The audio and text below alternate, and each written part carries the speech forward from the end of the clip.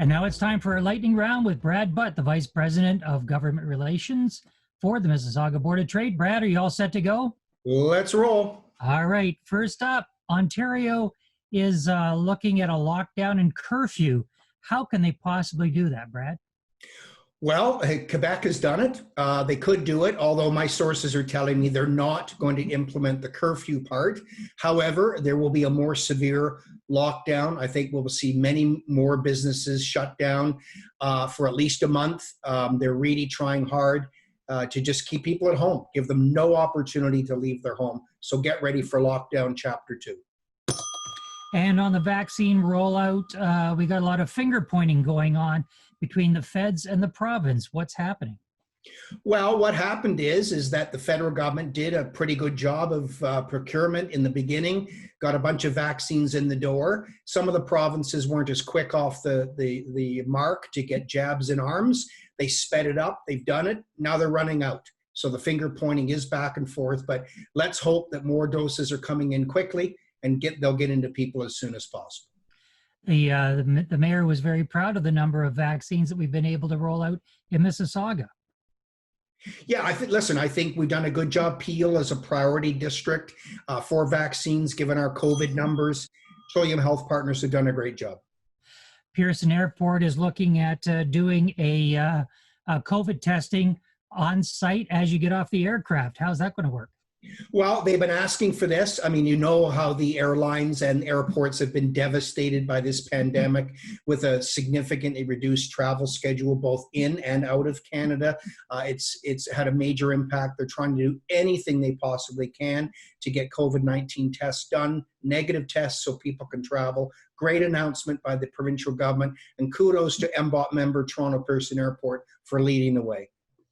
24 to 48 hour turnaround sounds pretty good to me.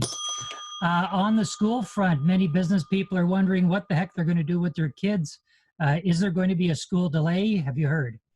Well, it is being, school is not going back in person till January 25th at the earliest, but I guess when we get the information on the new lockdown later this week from the Premier, that could get extended into February. This is a real challenge for working parents who wanted to get back to work in a significant way after the holidays, and now with their children having to stay at home, it's going to be very, very tough on those families.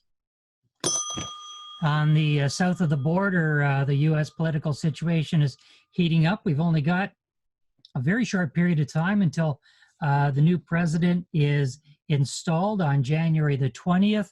What effect does that political unrest have on Canada? Well, I guess the first thing is, what a disgraceful act that we all witnessed at Capitol Hill last week.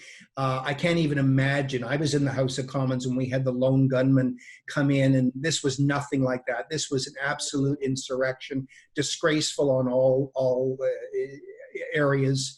And moving forward for the U.S., a new president will be sworn in January the 20th. Hopefully the United States can move on, and better days ahead.